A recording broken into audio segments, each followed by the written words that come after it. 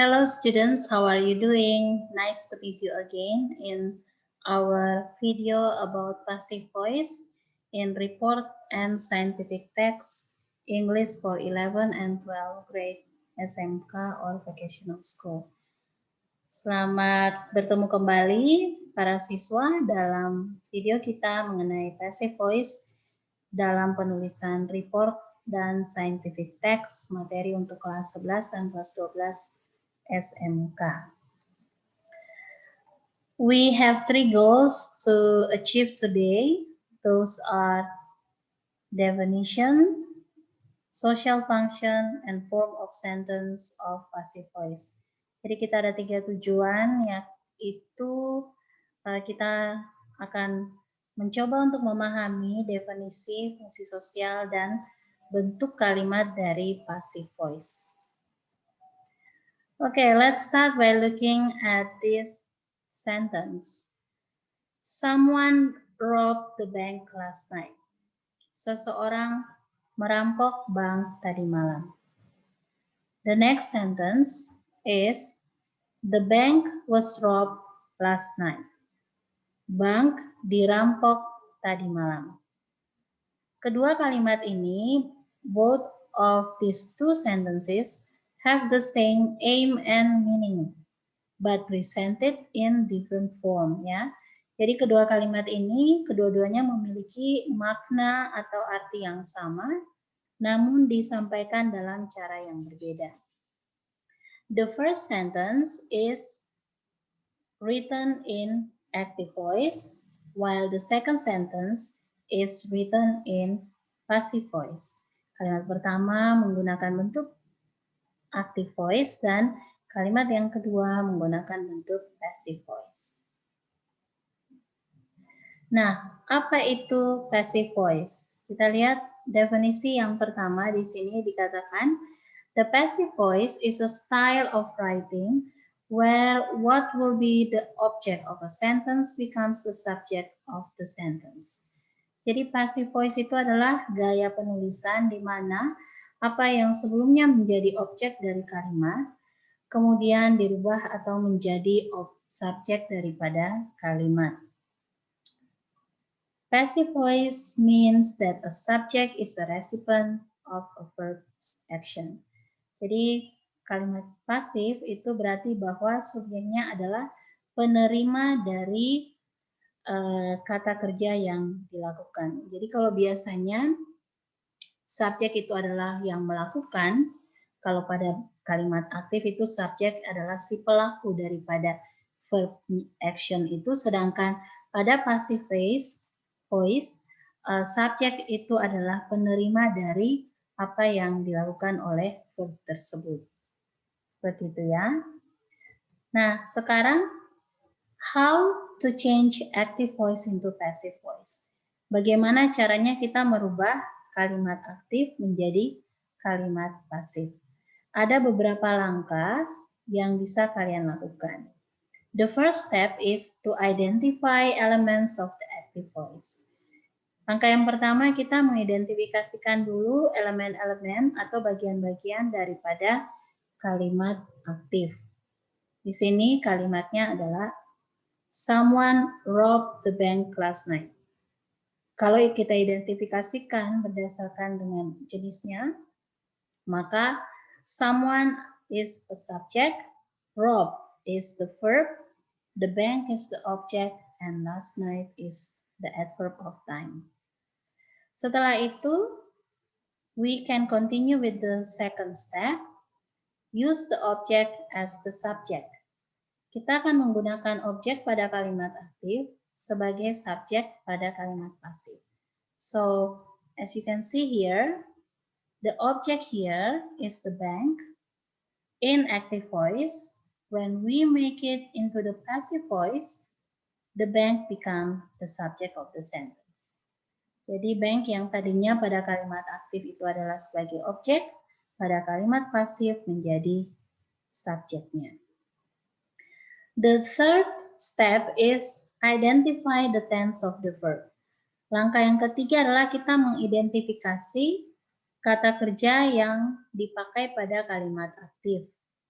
Di sini pada kalimat someone robbed the bank last night, rob adalah kata kerja dari kalimat tersebut dan kata kerja rob ini adalah verb to atau bentuk kata kerja kedua yang merupakan past simple.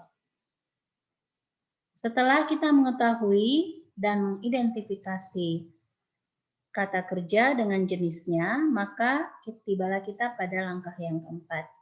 Use the form be based on the tense and the subject. Kita kemudian akan menggunakan bentuk to be sesuai dengan tenses dan subjek yang digunakan. Di sini bentuk to be yang kita gunakan adalah was. Mengapa was? Karena was adalah bentuk past dari to be, dan karena the bank adalah singular, maka kita tentunya menggunakan was. After we use the form be based on the tense and the subject, we can use present participle after to be. Jadi setelah kita menggunakan to be yang tepat, maka kita selanjutnya diharapkan untuk menggunakan bentuk present participle atau verb 3 setelah pencantuman be tadi, to be tadi. Jadi di sini kalimatnya menjadi the bank was robbed last night. Rob di sini adalah present participle atau verb 3, kata kerja bentuk 3 dari kata kerja rob. Kemudian yang keenam atau langkah yang terakhir, decide whether you need to mention the subject of active voice or not. So this is optional ya, ini adalah pilihan. Kadang pada kalimat pasif kita bisa menyebutkan subjek dari active voice, bisa juga kita hilangkan. Kalau kita menggunakannya, maka posisinya adalah di antara kata kerja dengan adverb of time. Jadi di sini kalau kita mencantumkan subjek, the bank was robbed by someone last night. Tetapi kalau kita tidak merasa bahwa penyebutan by someone ini penting, maka kita bisa menggunakan kalimat tanpa mencantumkan subjek dari active voice-nya seperti pada contoh di atas, the bank was robbed last night. So those are 6 steps that you have to go through when you want to change an active voice sentence into a passive voice sentence. Jadi itu adalah 6 langkah yang bisa kalian gunakan ketika ingin merubah kalimat aktif menjadi kalimat pasif. Nah, perhatikan di sini perubahan tenses pada kalimat aktif menjadi kalimat pasif. So, basically all kinds of sentences, all kinds of active sentence in any kind of tenses can be changed into passive voice. Jadi pada dasarnya semua kalimat aktif yang menggunakan tenses apa saja bisa dirubah ke dalam bentuk pasif. Tetapi ada aturan-aturan perubahannya sesuai dengan tenses yang dipakai pada kalimat aktifnya. So, for example, if the active voice use simple present, someone robbed the bank, maka pasifnya menjadi the bank is robbed. Perhatikan to be-nya adalah to be present is. Kalau menggunakan simple past, seperti pada contoh kita tadi, someone robbed the bank, maka pasifnya adalah the bank was robbed. Bentuk to be-nya sudah menyesuaikan dengan simple past, is berubah menjadi was. Kalau menggunakan simple future, someone will rob the bank, seseorang akan merampok bank, maka pada bentuk pasifnya menjadi the bank will be robbed. Will, penggunaan kata will dan pencantuman kata be. Lalu kalau menggunakan present perfect, someone has robbed the bank, maka pasifnya adalah the bank has been robbed. Dan kalau menggunakan past perfect, someone had robbed the bank, pada kalimat pasifnya menjadi the bank had been robbed. Yang terpenting adalah apapun perubahan to be-nya berdasarkan dengan tenses yang dipakai, ciri utama dari kalimat pasif adalah penggunaan verb 3 atau kata kerja bentuk ketiga sebagai kata kerja utamanya. The next one is social function. Social function of passive voice is to state and ask about actions or activities or happenings without mentioning the doer. Jadi berdasarkan kompetensi dasar 3.5 dan 4.5 pada kelas 11 SMK, dikatakan bahwa passive voice itu social function-nya adalah untuk menyatakan dan menanyakan tentang perbuatan, aktivitas, atau kejadian tanpa menyebutkan pelaku. Namun passive voice ini tentu saja bukan hanya dipakai untuk scientific text, tapi ada juga bisa dipakai untuk hal yang lainnya. Nah, when can we use passive voice? Kapan kita bisa menggunakan passive voice? Ada beberapa situasi di mana kita bisa menggunakan passive voice ini dalam menyampaikan sebuah informasi. Yang pertama, if the agent is unknown, jika pelakunya tidak diketahui. Contoh kalimatnya, the car has been stolen. Mobil telah dicuri. The laptop was broken. Laptop rusak. The account has been hacked. Akun itu telah dihack atau telah dibajak. Nah, siapa pelaku dari ketiga aktivitas ini tidak diketahui, maka kita bisa menggunakan passive voice. Yang kedua, if the agent is obviously known, jika pelakunya jelas diketahui, sudah jelas diketahui. So, without we mention the subject of the sentence, we already know the doer or the agent of the sentence, ya. Jadi tanpa menyebutkan pelakunya pun kita sudah tahu. Nah, contoh kalimatnya, she was born on 25th January 2005. Dia dilahirkan pada 25 Januari 2005. Siapa yang melahirkan? Tentu saja ibunya, ya. So it is obvious, sudah jelas. You don't have to mention the doer or the agent. The next example is the students has been told to finish the report next Monday. Para siswa telah diminta untuk menyelesaikan laporan pada hari Senin minggu depan. Siapa yang memintanya? Obviously the teacher.